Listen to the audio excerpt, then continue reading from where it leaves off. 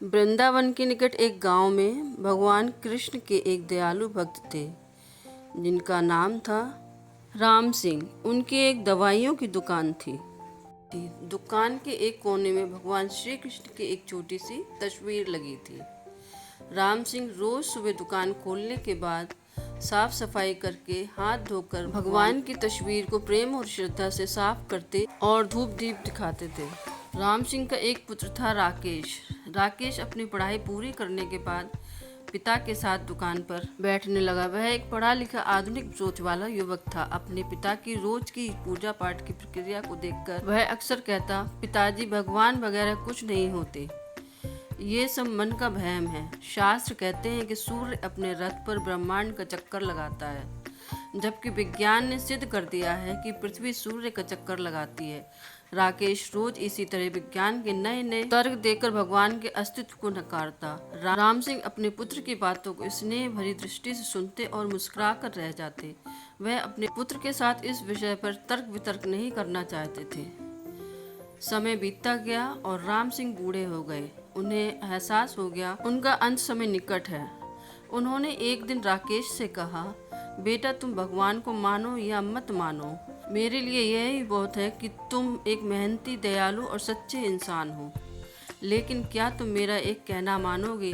राकेश ने कहा, कहिए पिताजी, मैं जरूर मानूंगा। पिताजी ने कहा, मेरे जाने के बाद रोज दुकान में भगवान श्री कृष्ण की इस तस्वीर को साफ करना और यदि कभी किसी परेशानी में फंस जाओ तो हाथ जोड़कर श्री कृष्ण से अपनी समस्या कह देना। बस इतना सा कहना मान लेना। राकेश ने सिर हिलाकर हामी भर दी। कुछ ही दिनों बाद राम सिंह का देहांत हो गया। समय गुजरता गया। राकेश अब दुकान पूरी तरह से अकेले संभालने लगा। एक दिन बहुत तेज बारिश हो रही थी।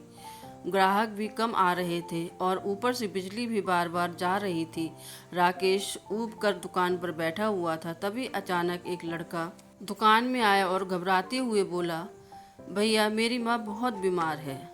डॉक्टर ने कहा है कि अगर 4 चम्मच यह दवाई तुरंत पिला दी जाए तो उनकी जान बच सकती है। क्या आपके पास ये दवाई है? लड़के के चेहरे पर राहत की चमक आ गई। लेन देन के बाद वह जल्दी से दवाई लेकर चला गया। थोड़ी देर बाद जब राकेश ने काउंटर पर निगाह डाली तो उसके पैरों तले जमीन खिसक गई। उसकी नज़र वहां रखी एक शीशी पर पड़ी।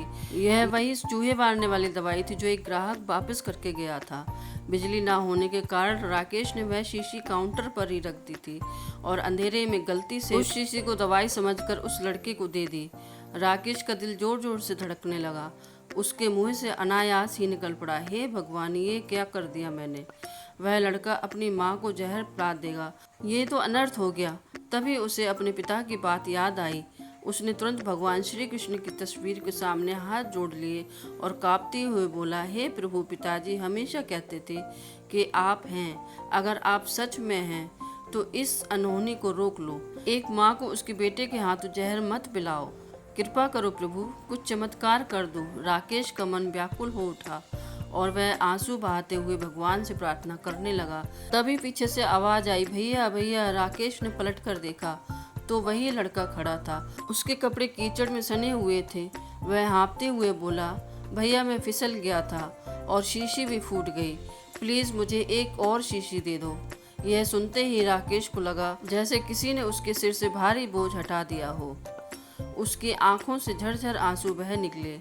उसने तुरंत सही दवाई का पैकेट निकाला और लड़के को दे दिया। अब उसकी नजर भगवान श्री कृष्ण की तस्वीर पर गई। वह तस्वीर मानो मुस्कुरा रही थी। राकेश के दिल में एक गहरा भाव उत्पन्न हुआ। कोई है जो सृष्टि चला रहा है, जिसे कोई शिव कहता है, कोई विष्णु, कोई ईश्वर और कोई परमात्मा। प्रेम और भक्ति से भरी प्रार्थना कभी अनसुनी नहीं जाती।